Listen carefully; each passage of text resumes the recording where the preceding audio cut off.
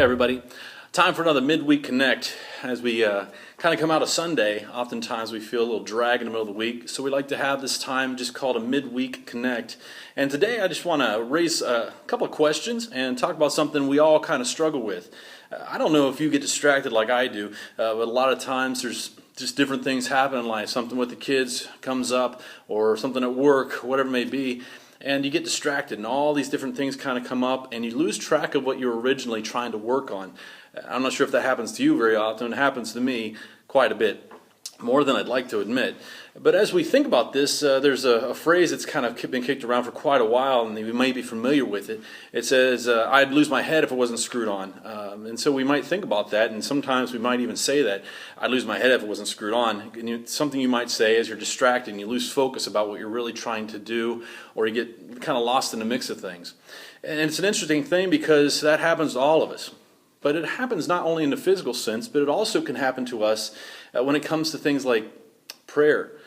We can kind of get distracted. It's one of the things that we've been talking about quite a bit, and how it happens to so many of us that we get distracted when it comes to times of prayer.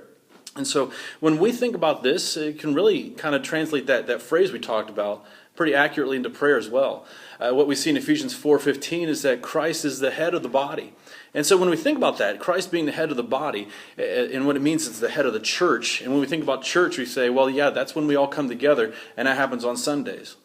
Well, to some point, yeah, but the church is not just a building. It's not just something that happens on Sundays. We are all, as believers, the church. We're individuals, and we come together to form the church. And so Christ is the head of us. And so when we think about this, certainly we can say, yeah, he's the head of the church. But is he head in our life as well? And what does that mean for us as prayer? Well, have you ever thought about in life, maybe this thought has crossed your mind as well, when you think about, well, why am I not growing spiritually? Why are these things not happening for me spiritually? Why are things seeming to fall apart? Why is all this happening? A lot of times it seems like we're distracted from our spiritual growth, and it may be because we're not connected to the head. And it looks silly, of course, if we think about the body thinking it can do its job without the head. And someone's walking around without a head, it couldn't see anything. It'd be groping around, and really it'd be worse than that because, of course, the head is connected to the body, and the brain causes everything to move and so forth. But we do that spiritually, don't we? We find out in John 15:5 where Christ says, apart from me, you can do nothing. And that's an important thing to keep in mind. Because if we're not really praying, we're not seeking what Christ wants from us, we're not looking to be led by God, we're trying to kind of figure it out ourselves. And we may not like to think of it this way, but really that's pride. It's kind of like the body believing it can do whatever it wants without the head. And physically that seems silly, but spiritually speaking, we do that all the time. And so really it's important for us, and my point is to bring out the importance of what prayer really is. Finding out what it is that God really wants us to do. Are we open to that? Do we want to be about that?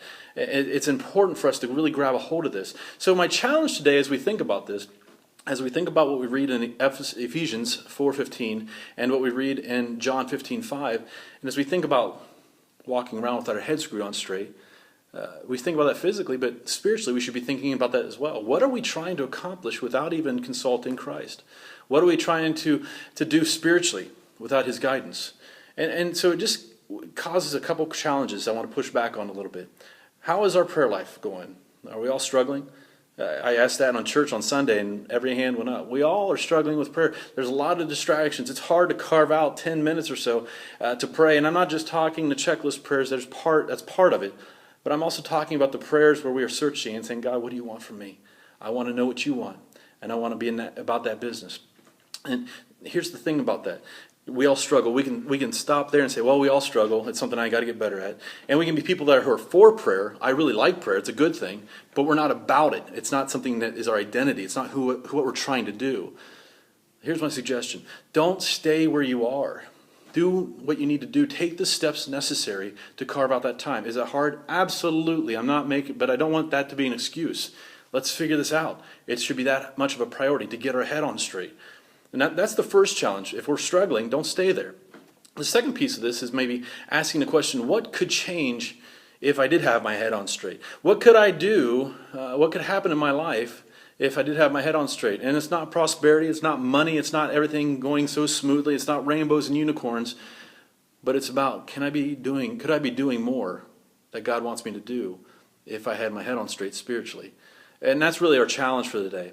So today, in the middle of the week, here's your challenge. And here's something I hope that since we have this time to connect, no matter what church you may be a part of, we come together and we say to this, you know what? I do want to have my head on straight. God, I need to be connected to you.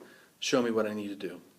I leave you with that challenge. And hopefully this week, as you finish up your week, I know it's probably been a long week for you already, I pray that this would be something that would cause you to be connected, not just with a thought, but connected with God. And that maybe, just maybe, you'll take the next few days, and maybe it'll be a new discipline for you to stay connected to God through prayer. Hopefully today, not just you, but for me, myself, we can keep our head on straight. I'll talk to you real soon.